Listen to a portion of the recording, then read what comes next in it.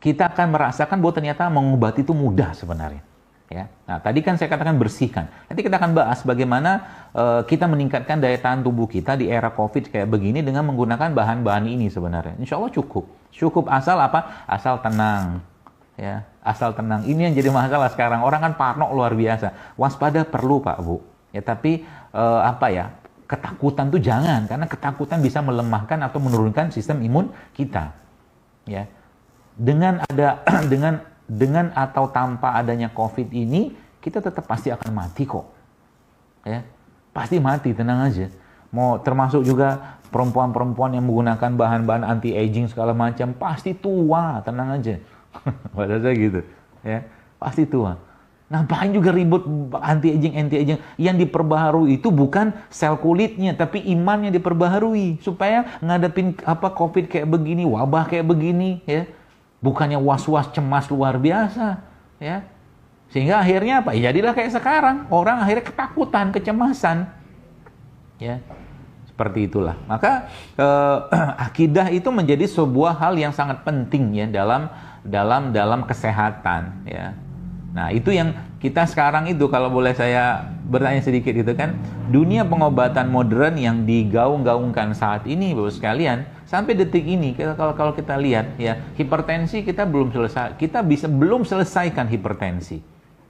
Coba lihat, diabetes kita belum selesaikan diabetes. Cobalah pikir. Ada yang paham lah, mungkin ada yang ditanya obat diabetes apa? Nggak ada, paling mengontrolnya saja. Kan gitu kan bahasa kita kan selama ini kan.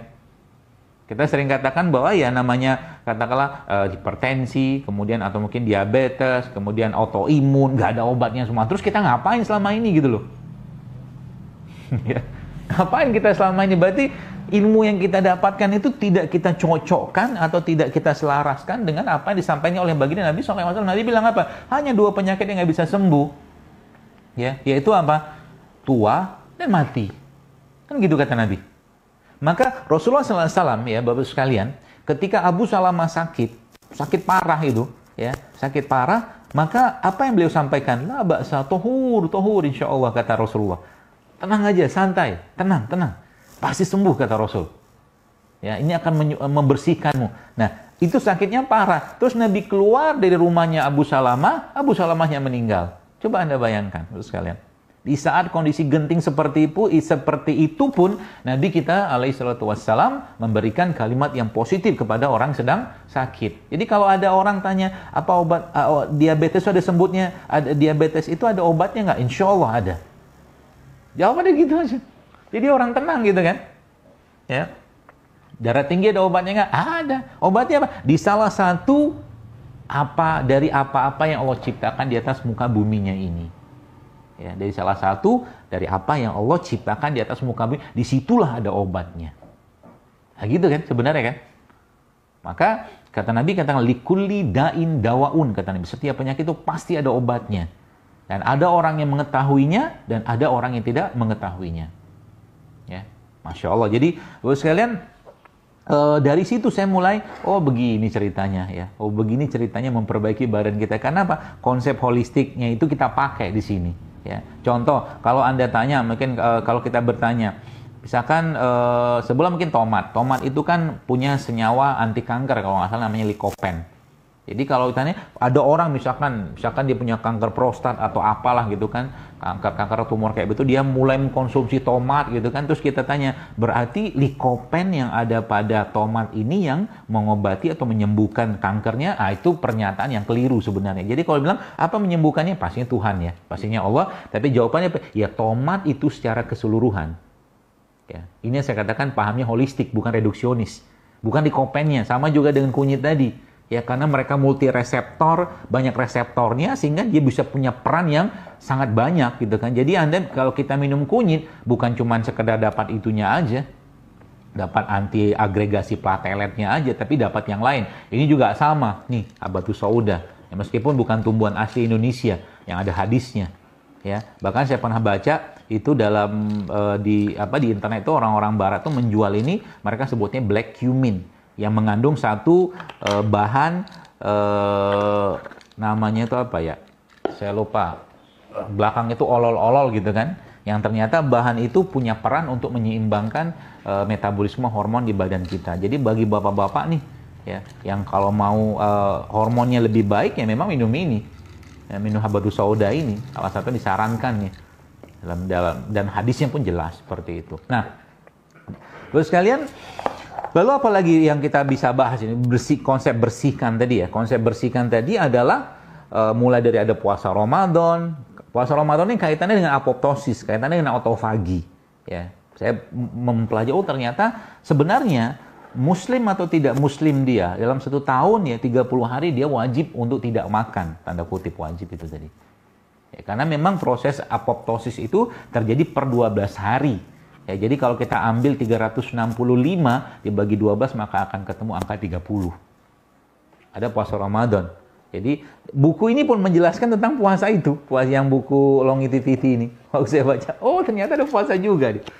Ya, puasa-puasa yang diajarkan oleh baginda Nabi SAW. Ya, meskipun mereka nyebutnya bukan puasa kayak Ayamul Bid 3 hari sebulan itu tidak.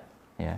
30 hari Ramadan, 6 hari Syawal, Senin Kamis, itu fasting twice a week itu ada penelitiannya juga. Ya, puasa 2 kali seminggu. Kemudian puasa puasa sunnah, dan terakhir yang paling ultimate itu puasa Daud, ya, puasa, sehari libur, gitu loh.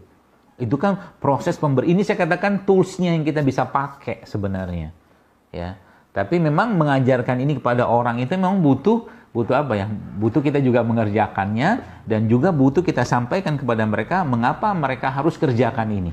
Sering saya sampaikan di kajian-kajian, saya katakan tubuh kita ini dititipkan sama Allah, raga kita dititipkan. Maka tolonglah berpikir untuk bagaimana mengembalikan raga ini kepada Rob kita, kepada Tuhan kita dalam keadaan yang baik juga. Sebagaimana dulu dia menciptakan dalam keadaan yang baik. Kalau tidak apa? Berarti kita menyia-nyiakan tubuh ini. Ini mati, memang sakit itu adalah takdir, betul. Tapi kita bisa berpindah di takdir yang lain. Dengan cara apa? Jaga makanan, jaga minuman, jaga apa yang kita konsumsi setiap hari. Ya. Nah, yang kedua, Bapak sekalian, ya tadi bersihkan. Yang kedua itu adalah keluarkan.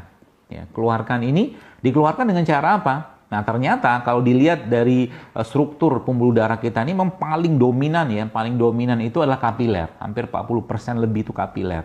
Dan kapiler ini memang tidak bisa dijangkau ya, kecuali dengan dimanipulasi terapi, dan salah satu bentuk pembersihan dari kapiler-kapiler yang terganggu atau mungkin banyak CPS itu causative pathological substance, itu adalah dengan cara bekam atau hijamah.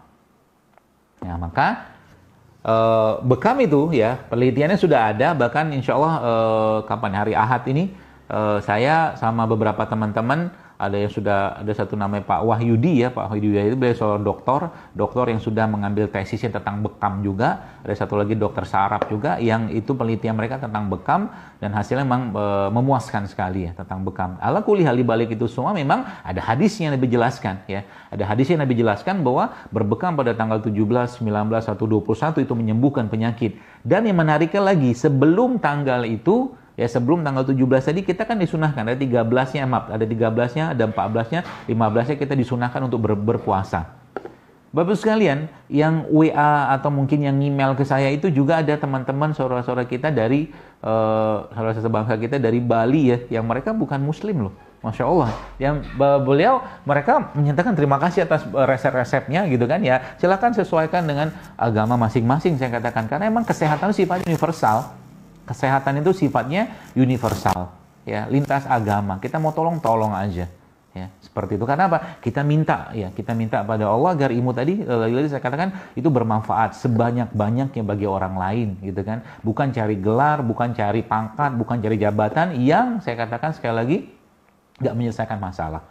Maka kembali saya mungkin meluruskan niat ya, saya diri dan teman-teman. Mari kita perbaiki niat tadi ya. Nah, kembali Bapak sekalian ke masalah keluarkan tadi. Nanti mungkin silakan dibaca lah tentang riset-riset tentang hijama atau blood cupping ini ya.